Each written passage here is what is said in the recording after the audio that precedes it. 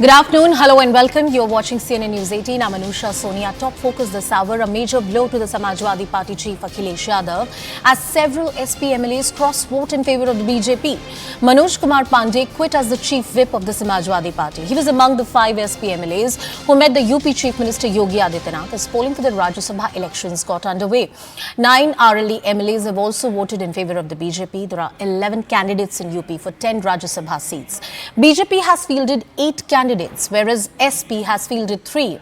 8 SP MLAs skipped a party dinner as well, and well, that was the making of what we saw. Listen in to what Party Supremo Akhilesh Yadav said. हर एक में साहस नहीं होता है जो सरकार के खिलाफ खड़ा हो जाए। सरकार के खिलाफ खड़े होने में साहस चाहिए और दबाव तो हर एक पे बनाया जाता है। ये बात कौन नहीं जानता है कि भारतीय जनता पार्टी जीतने के लिए कोई भी हथकंडा अपनाएगी। जहां तक यूपी का सवाल है, राज्यसभा के चुनाव में भारतीय जनता पार्टी ने सब कुछ किया है वोट लेने के लिए, और जो लोग गए हैं उनमें साहस नहीं रहा होगा सरकार के खिलाफ खड़ा होने में। विधानमंडल दल के मुख्य सचेतक पद से हमने इस्तीफा दे दिया और जारी भी कर दिया। विधानमंडल दल के मुख्य सचेतक पद से हमने इस्तीफा दे दिया और जारी भी कर दिया। मनोज पांडे जी सनातन धर्म के सदैव जो है पक्षधर रहे हैं। इस पर उनका सदन के अंदर और सदन के बाहर वो बराबर बयान देते रहे हैं, इसलिए जो है वो वहां पर खिन्न थे। और राम जी के दर्शन के लिए भी जब प्रस्ताव आए, उस प्रस्ताव पर वो खुद चाहते थे कि सभी लोग दर्शन करने के लिए जाएं, उस पर भी लोगों ने विरोध किया। इसलिए वो आज माननीय मोदी जी पर के नीतियों पर भरोसा करके आज जो है निर्णय ले रहे हैं। जो भारतीय जनता पार्टी के तरफ से 8 उम्मीदवार खड़े हैं, 8 जीतेंगे। जो खबरें अटकलों के बाजार में बहुत तैर रही थी, कल क्लियर हो गया। राजा भैया ने ओपन आकर के सामने बता दिया। मैं भी उनसे मिला था, बातचीत हुई तो मैंने बताया कि राजा भैया जी वोट देंगे, और जितने सहयोगी दल के लोग हैं सब लोग साथ में हैं, भारतीय जनता पार्टी साथ में है। और मज़े की बात यह है कि समाजवादी पार्टी की तरफ से लोग खुल करके वोट देने के लिए रजामंद हैं और आ रहे हैं, लोग वोट देंगे। सपा के तरफ से क्रॉस वोटिंग होगी और भाजपा को जिताने के लिए, एनडीए को मजबूत करने के लिए लोग वोट देंगे। Cutting across to my colleague Pallavi, who's joining us live. Pallavi, good afternoon. Clearly a surprise and not a good one. In fact, a shock thrown in there for the Samajwadi Party. Did they see it in the making? Yeah, over this weekend, Samajwadi Party and the Congress were very elated, and in fact, the India Front parties like the Samajwadi Party, the Aam Aadmi Party were all actually making the point that, look, you are naysayers, but look at the success of the seat-sharing talks. In that context, I would say what has happened now is not certainly a good news for the India Front. The Rajya Sabha elections often go through these kind of a cross-voting, but such brazen and blatant ones, which is now taking place in Uttar Pradesh, also gives out very ominous signs. There has been an exodus of leaders from political parties into the BJP, but now if the Samajwadi Party is not able to keep its flock together, how do you expect their workers then to work along with the other allies on the ground? Amethi, Raebareli are concerned areas. 2 of the Samajwadi Party MLAs who have cross-voted are actually MLAs from Amethi, which shows that you may have had seat-sharing talks over there, but on the ground in Amethi, will the SP Congress workers be able to muster the numbers should someone from the Gandhi family decide to take on Smriti Irani? Absolutely. My colleague Harish is also joining us on the broadcast. Harish, as Pallavi is pointing out to the dynamics which are facing in the run-up to the Lok Sabha elections, clearly advantage BJP. The updates and perspective you have, please. Well, as far as Karnataka is concerned, at least the Congress here has managed to keep its flock together, not just with the 134 MLAs that it has, but also the 3 other independents who are backing, who are part of this government. All of them voting for the Congress party. But it's a shock of sorts for the BJP. Remember, St. Somashekhar still with the BJP, but seem to be close to Congress leadership. There are rumors on whether he will switch, but today there's a confirmation that he's in fact voted for, he's not voted for the BJP candidate. The BJP saying that we will take action. Will they seek his disqualification? How will the Speaker's office respond? All this will play out in the coming few weeks. At the same time, some jitters for the JDS as well. Remember, one of their MLAs yet to turn up, Mr. Manjunath. He's not somebody who has actively taken part in party meetings of late. So many believing that he perhaps will switch and might not vote for the JDS. Will he turn up or not is the question now. But so far he hasn't. Another MLA who's from the JDS, who many believe might not vote for the JDS, has come out and said that he's gone by what the party indicated to do. So he's voted for the party candidate, Kupendra Reddy is what he's said. So interesting times, at least in case of St. Somashekhar, whether he will quit as an MLA, whether he'll join the Congress just before the Lok Sabha elections. Perhaps all that will play out in the next few weeks. Absolutely. It will play out in the next few weeks, as my colleague Harish Upadhyay is pointing out. Let me cut across to my colleague Pallavi Ghosh once again. She continues to be with us on the show. Pallavi, a broader perspective from you. This is not just about the Rajya Sabha election. This is also about the opposition members. Parties like Samajwadi Party, whether they can keep it together in the run-up to Lok Sabha polls or not. If India Alliance is an alliance of parties which don't have a lot in common really coming together, it does point out that there is certain degree of disgruntlement, no cohesion at the party level, and one wonders what will happen in Lok Sabha elections when you have to tie up with somebody like a Congress party. Absolutely, Anusha. In fact, that's why Rajya Sabha elections on the threshold of Lok Sabha elections becomes very, very critical, because this is what is going to be a perception formation. Now, look at it from the point of view of the voters. They'll be wondering that in Uttar Pradesh, the Samajwadi Party is not even able to keep their people together.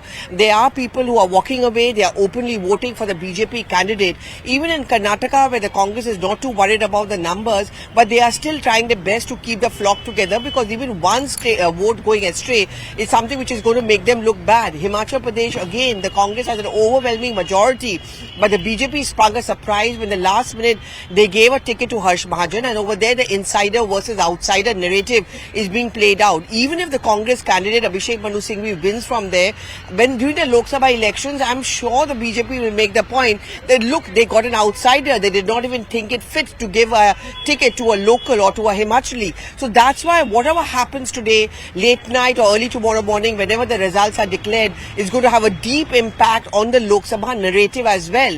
I mean, the SP Congress may celebrate their seat-sharing talks, but on the ground, the real work is actually done by the workers. What kind of a spirit are you going to show there? Second is, the other big perception or narrative which is going to be peddled by the BJP is that the SP Congress are sinking ships. Their workers only don't want to be with them. So why should the voters even vote for them? Absolutely. Pallavi and Harish, can I please request you to stay with us on the broadcast? Let's get our viewers up to speed as to what the composition of the Rajya Sabha really looks like. What are the numbers? What is the story that they really tell us? This is before the polls, right? This is before the new members have been elected/selected to Rajya Sabha.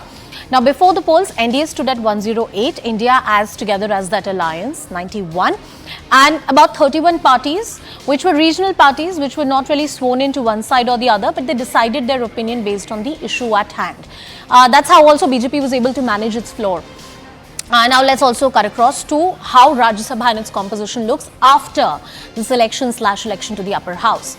108, India at 92, neutral at 30 after the polls. That's how the numbers really look like. Halfway is just 115, which means that Lok Sabha BJP seems pretty confident. But even in Rajya Sabha, if they want a bill to be passed in the time to come, the halfway mark is just 115.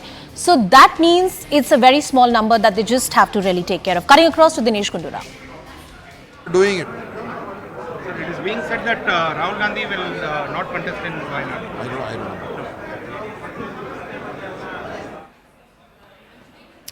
All right, so those are the numbers coming in. Let me once again cut across to my colleague Pallavi, who's with us on the broadcast. Pallavi, We've seen this time and again. Not that it was a huge problem for the BJP in this particular Lok Sabha or in this particular parliament when it came to getting bills passed or the bills which were contentious get through on the upper house in the upper house of the parliament. Now, with the strength of the NDA, which is just about 8 to 9 seat shots short of the halfway mark, does it look like a cakewalk, believing that they'll come back to power in Lok Sabha, the pending Lok Sabha elections? Well, Rajya Sabha has always been a little area of concern, I would say, for the BJP, because in Lok Sabha they obviously had a brute majority, but in Rajya Sabha there were always those backroom negotiations, and the BJP would rely on the friendly opposition parties like the BJD or the AIADMK or the YSR Congress to get the bills passed. I think the BJP doesn't want to do any of that. They want to have the same kind of a majority which they have in the Lok Sabha, so that you don't even depend on other political parties to get your bills passed. The second important thing is in terms of perception. Again, in contrast to Lok Sabha and Rajya Sabha, the opposition parties have been more aggressive, they have been louder, they have been more on the ground, and the BJP wants to change all of that. So if you silence the opposition both in Lok Sabha and Rajya Sabha, figuratively speaking, Anusha, that's a big political battle won, which is why the BJP as a political party which considers every election to be important, for them the Rajya Sabha election has become a prestige battle, not just to expose the cracks in the opposition ranks, but also the larger narrative ahead and beyond the Lok Sabha election results, that in Rajya Sabha we are going to have the same numbers and comfort of numbers as we will have in the Lok Sabha. Absolutely. Let me once again take in a word from my colleague Harish as well. Harish, as far as Karnataka is concerned, you pointed out how the Congress party was successful in keeping the flock together. What is it that makes up for the case of the Congress party in the state of Karnataka? Is it a strong state unit that made sure that any kind of attempt of poaching or cross-voting was thwarted at the right time? What was the preparation like for the Grand Old Party in the run-up to the Rajya Sabha elections? Well, two things seem to have worked for the Congress in Karnataka, unlike in other states. One, the fact that they are the party in power. It's highly unlikely that any MLA from the Congress would vote for any opposition candidate, even if he is disgruntled, because simply for the fact that then his constituency will be denied funds, the party will move in and seek some sort of action. And when there is a state government here, it will be very difficult for anybody to win on a by-election. The second reason, obviously, is the fact that the Congress has got a strong majority here, 135 seats in the elections that happened just around 8 months back. And nobody would want to go against that is one argument. And also there is some bit of a strong leadership here, whether it's State President D.K. Shivakumar or Chief Minister Siddaramaiah. They've managed to ensure that whether in terms of accommodating various leaders and regions in the cabinet, and then in the recent past, in the last month or so, ensuring that they also appoint some of their MLAs to boards and corporations, they've managed to ensure that there's no large-scale disgruntlement in the party unit. That's been their strategy. That seems to have worked for them here. And on the other hand, if you look at BJP and JDS, although they've put up a candidate, a fifth candidate, it was always very clear that it would be difficult for them to get at least 5 to 7 MLAs to switch and cross-vote in their favor. So anybody, even if 1 or 2% wanted to cross-vote, they would have thought about whether it will lead to any substantial change in the results. With the fact that that is unlikely, even the fence-sitters wouldn't have done that. And that's one of the main reasons why, including somebody like Janardhan Reddy, who's a former BJP member, floated his own party, managed to win just 1 seat of his, hasn't really come out and said that he will vote for the BJP, despite the fact that there have been efforts from the BJP to get him to either join the BJP or back the BJP in the Lok Sabha election. He clearly did not come out and say that he's going to vote for the BJP. Just yesterday, he met the Chief Minister and Deputy Chief Minister as well, indicating that he's keeping his options open. Harish, can I please request you to stay with us on the broadcast? 41 leaders for 56 seats have already been elected unopposed. The list includes former Congress Chief Sonia Gandhi, BJP President Mr. JP Nadda, Ashok Chavan, Union Minister Ashwini Vaishnav and L. Murugan for 15 seats. Elections in UP, Karnataka and Himachal Pradesh, and those are the seats that hang in balance. Cross-voting that has been reported in Uttar Pradesh. Cutting across to Pallavi and once again talking about that aspect as to how Rajya Sabha has always been tricky for the NDA/BJP. Pallavi, does it become easier after what we have seen in the latest Rajya Sabha elections? Well, I mean, I'll go back to the year 2020 when Ahmed Patel was contesting the Rajya Sabha seat. And, it was again a game of number crunching where it almost seemed that Ahmed Patel could lose. But, at that point of time, it became a huge prestige battle because he was a political secretary of Sonia Gandhi. So that's how critical Rajya Sabha elections go. And look at the timing. We are now going to wait for the election schedule to be announced possibly in a week or so, Anusha. This is going to set the tone and the stage. Every incident actually matters as far as the political narrative goes. And, when the BJP wants to project itself as being a tough one, a tough party, where everyone wants to be with the BJP, and Samajwadi Party, the Congress, despite the seat sharing talks at the India front, is not able to keep the team together. What we are seeing played out in Uttar Pradesh, the tension in Himachal, all of that is going to have a very important on the narrative which is going to be set by the BJP during the campaign. All right, Pallavi, as you put all of that into perspective, let's cut across to some latest news which is coming in right now. BJP Chief Whip has confirmed cross-voting by BJP MLAs, ST Somashekhar. Now, party is to make a decision on expelling him from the party tonight. That's the word coming in. I want to get some more perspective on this by my colleague Harish. Harish, over to you. Tell us more, please. Well, remember, ST Somashekhar, somebody who was in the Congress, then switched over to the BJP in 2019 to help form the BJP government in 2019 and bring down the JDS Congress government.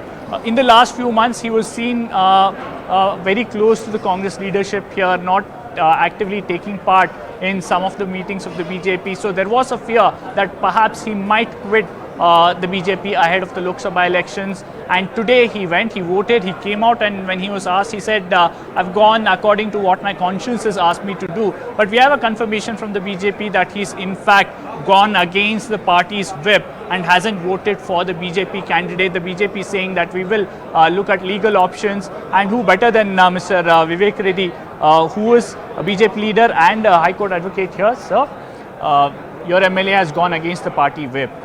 How would you see this? What actions will the BJP now contemplate, sir? First of all, ethically, it is wrong because it is the breach of the people's trust. The people have elected Mr. Somashekhar on the basis of the symbol of BJP. He is a Yashwantpur candidate representative of the BJP in the assembly. So if he violates the whip, under Schedule 10 of the Constitution, he incurs a disqualification by voting against the whip. Therefore, the BJP, the elders in our party, the state president, Sri Vijendra, the leader of opposition, Sri Ashok, we all had a discussion, and we have basically decided that we are going ahead and filing a petition against for the disqualification for having violated the whip and for having acted against the conscience of the BJP. And there is no independent conscience of Mr. Somashekhar, ST Somashekhar. I don't know where he gets this conscience vote.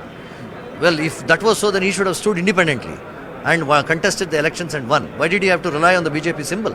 If he has relied on the BJP symbol, he has to vote for the BJP. Well, you have Dinesh Gundurao just a while ago saying it was the BJP and the JDS for the last few days hinting that there could be Congress MLAs who will cross-vote. Why are they crying foul now when a BJP MLA has cross-voted? Well, Dinesh Gundurao should answer that. How did he manage to get our man into his flock or to vote for him? It appears he has voted for Ajay Maken. How did our man vote for Ajay Maken? We have no explanation for that. Dinesh Gundurao is the one. He is in the spot of the accused. He should tell us how he managed to get our man into their side. So the office of the speaker now will play a crucial role?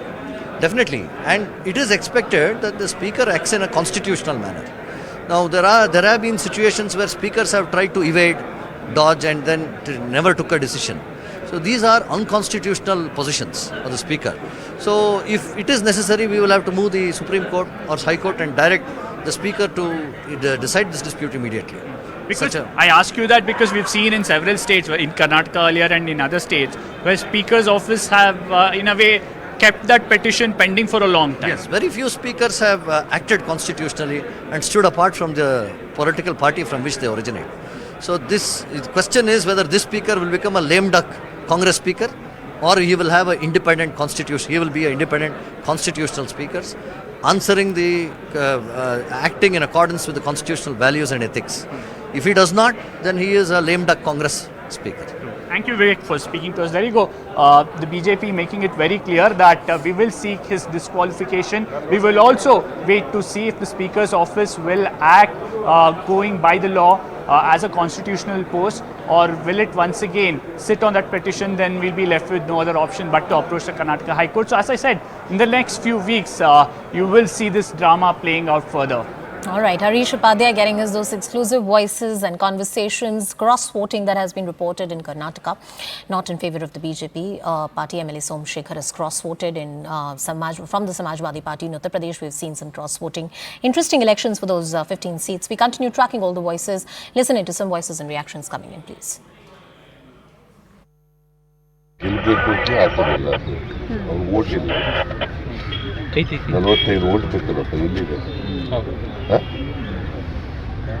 ಇದೆಯಾ ಮತ್ತೆ ಹೆಂಗಿದ್ರು ಏನೋ ಆತ್ಮಸಾಕ್ಷಿ ಅಂತ ಮತ ಇದೆಯಾ ಅವ್ರ ಓಟಿಗೆ ನಮಗೆ ಬರ್ತಾವಲ್ಲ ಓಟ್ ಇಲ್ಲದೆ ಹೋದ್ರು ಕೂಡ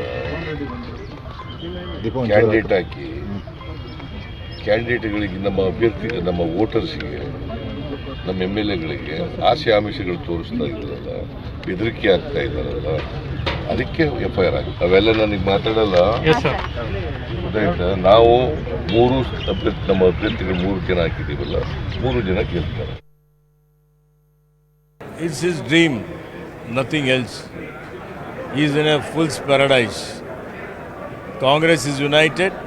There is no question of any cross-voting. All 3 Congress candidates will get elected. There is every possibility of Congress candidates getting more votes because there is actual disgruntlement is there in BJP and JDS. So that will help us. Kupendra Reddy will become a scapegoat. You will know in the evening. Take my words. He'll be a scapegoat. And how do you see the number game, sir? We want 45 votes each for our 3 candidates. We have 48 votes already with us. 135 plus 3 independents. So we may get more votes than that also. So apart from 46, you will wait and see in the evening. Okay, thank you. That's why I said Kupendra Reddy will become scapegoat. There is a huge disgruntlement amongst the Congress MLAs because there is no development activity at all. So and because there's a whole because of that we are expecting some kind of cross voting. Once again, cutting across to my colleague Pallavi, who is with us on the broadcast. Pallavi, those developments coming in from Karnataka, where there's one cross-voting that has happened not in the favour of BJP. MLA Somashekhar has cross-voted. Your thoughts on the developments that we've seen so far? How does it look like to you? Well, unfortunately, Rajya Sabha elections has become pretty much of that, and many politicians and political experts often lament the fact that it's no longer about upper house or the kind of gravitas or dignity one expects in the elections in the upper house. Technically speaking, it's supposed to be just an indirect election where the MLAs come out with their preferences, and on the basis of the first preference votes, you decide who becomes a winner. Now, increasingly over a period of time, Rajya Sabha selection and election has also been about how you get those numbers. Cross-votings and hop-over has now become the norm. Now, the same party, like the Congress, which is criticizing the cross-voting in UP and in Himachal possibly, is actually having no problem if it's happening in Karnataka because it suits them. It helps them to put out this narrative in Karnataka ahead of the Lok Sabha elections that, look, the BJP is not much of a strong side. So it'll be interesting actually in all of this to see the results, which possibly could come out later tonight or early tomorrow morning. Pallavi, tell me if I'm wrong there, but when it comes to, say, what has happened in Uttar Pradesh versus what has happened in Karnataka right now, I'm talking about the cross-voting and how one political party versus another has been able to muscle flex the other one. You pointed out that's not good for democracy or the manner in which Rajya Sabha elections ought to happen. But is this ought to be indicative of the so-called North versus South divide that we see? And how BJP continues to be a dominant force when it comes to the North or the central of the country, but very different story in the South of the country?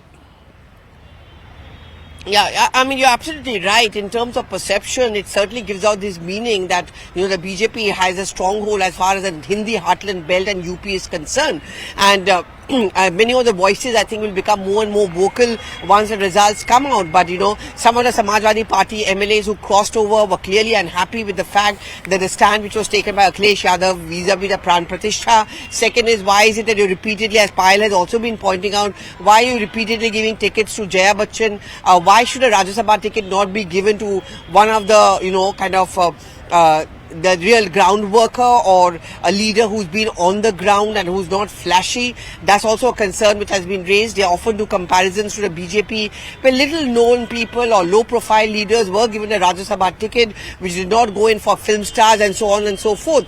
That is the kind of voices which we may hear from the Samajwadi Party. Down south is a different picture, but remember, in the last Lok Sabha elections, the BJP hadn't done too badly from Karnataka, and the BJP is hoping the anti-incumbency will work in their favour as far as the Lok Sabha elections are concerned. But it's very clear that Siddaramaiah plus DK Shivkumar, and DK Shivkumar of course has emerged as a massive troubleshooter whenever there have been threats to the Congress government. Of course, they've played a very important role. So this cross-voting which is taking place in Karnataka, certainly the Congress will make the point that in South, the BJP still has a long way to go. Pallavi Ghosh getting us all the details and perspective on that story. Of course, we'll continue tracking all the voices. Cutting across